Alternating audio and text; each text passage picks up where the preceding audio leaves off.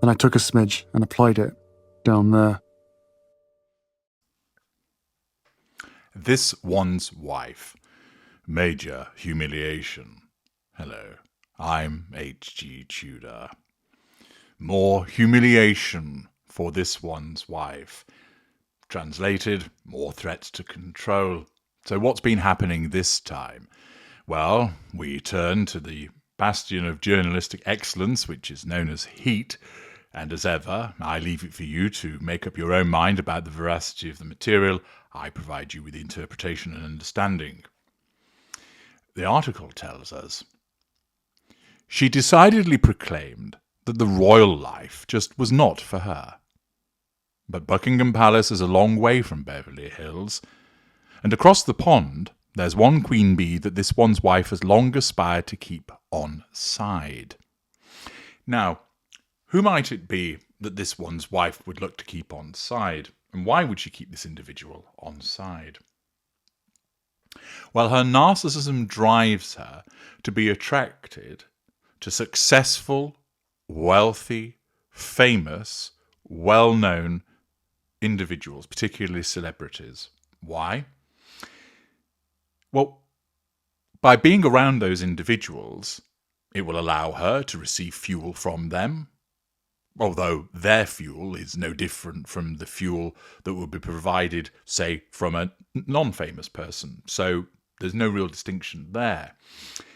It's these other two aspects of the prime aims that are important to her to hang around celebrities and A-listers. First of all, character trait acquisition. Basically, she basks in their reflected glow, takes aspects of their fame and applies it to herself, enables her to commandeer their experiences and achievements to make her look good.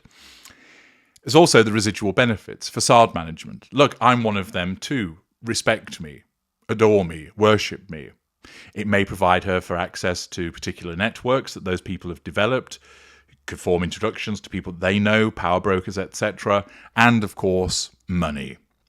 Thus, her narcissism thinks to itself, we need to propel this one's wife to be chummy and pally with celebrities and famous people because that enables us to access the prime aims and in large amounts. In the same way that her narcissism propelled her to ensnare Prince Harry because he was the jackpot for a mediocre unknown actress to obtain the prime aims, it causes her to behave in a similar fashion towards famous people, celebrities, etc.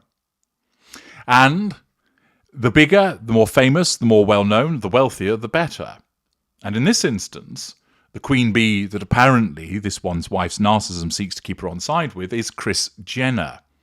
While her family may have once been derided as the Kardashians, there's no denying that since she's elevated them to sovereign status in the States, affording herself more influence, cachet, and showbiz know-how than any British monarch in the process. So it's no surprise that this one's wife wasted no time in reaching out, hoovering, to Kris and co. once she and Harry settled on US soil. Thus, her narcissism basically put the idea in her head, you need to get pally with Kris Jenner and co. And subconsciously, this is because it would support the pursuit of the prime aims. But while her early efforts proved fruitful and saw both her and her mother, Doria Ragland, another narcissist, ingratiating themselves with the royal house of the Kardashians, the past few months have seen a change of tide for this one's wife. According to insiders, the aspiring lifestyle guru has already found herself cast adrift from the Hollywood A-list, having seemingly alienated herself from superstar friends like Oprah Winfrey and George and Amal Clooney. See parts pass him. But now, Kris seems to be distancing herself too. And this one's wife, we're told, is outraged by the very public snubbing. Well, remember, because of her sense of entitlement and her belief that the universe revolves around her, her narcissism essentially says, you're on the same level, well, slightly higher than Kris Jenner, but she should be friends with you after all. You're amazing, you're interesting, you're fun, you're wonderful. Why wouldn't she want to be friends with you? And therefore, when Kris Jenner distances herself, perhaps doesn't return the calls, doesn't respond favourably to requests for going to lunch, etc., that wounds this one's wife. Jenner holds the position of a non-intimate secondary source in her fuel matrix, so the wounding is moderate. But the problem is that not only is it the wounding, but it's also the potential loss of residual benefits and character traits that mean that there is an attractive bundle, an attractive treasure chest of benefits for this one's wife that she's losing. And naturally, the response to that would be for her to be infuriated, i.e. there is the ignition of her fury as a driver to cause her to do something to address the wounding. After all, the article continues, while Kris and the rest of the Kardashians are each billionaire brands in their own rights, they're still seen to represent a rather vulgar, more flashy side of the Hollywood elite. To be snubbed by them now, in addition to her former A-list friends, is the ultimate insult, and is testament to just how far this one's wife and Harry have fallen from grace. Thus, she loses out on the more cultured, if you could say, A-listers, and with the Kardashians, although they may be somewhat low rent, they're famous and wealthy, and therefore this one's wife's narcissism isn't going to be too discerning. But the fact that individuals who are seen as being rather trashy have turned her down adds insult to the injury for this one's wife. It's beyond humiliating for this one's wife to be tossed aside by the Kardashians, says an insider close to the Duchess of Sussex, who wasted no time in assimilating with the Hollywood crowd once she and Harry first moved to California in 2020. She and this one's wife initially had their sights set a lot higher with big-time old-school power players like the Obamas, who of course didn't want anything to do with them, the Clooneys, who soon realised they ought not to have anything to do with them, and other A-listers. So to end up being rejected by Kris now is a pretty big blow. But this one's wife isn't letting anyone see her sweat over it.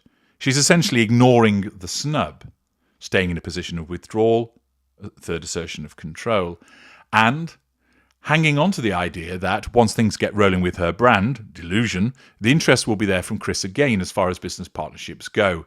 Delusion. She's still going to send them all gifts when she has her next product launch. Sense of entitlement, lack of boundary recognition, delusion.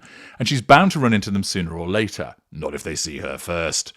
And they have so many mutual contacts, so no doubt she'll use it as a chance to reconnect and try to get things back on track. Well, naturally, this one's wife will attempt to get matters back on track because her narcissism will deem that it's an appropriate thing to do, but that doesn't mean that it's going to meet with any level of success.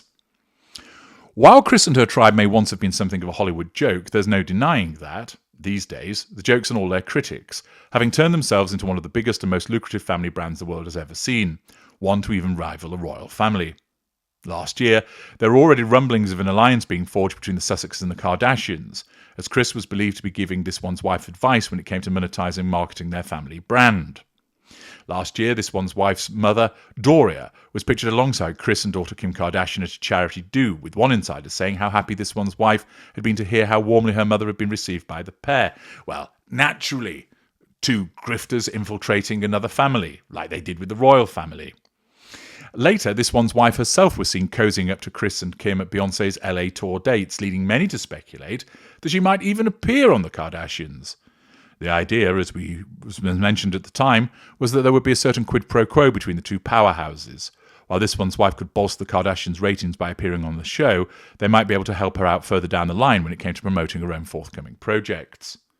So that was then, but this is now. And fast forward a year, and despite some rumblings of big things for this one's wife, the excitement has since stalled. In March, she announced her new wellness brand, American Riviera Orchard, on social media. Little detail was given about the brand, blah, blah, blah, jam, blah, blah, blah.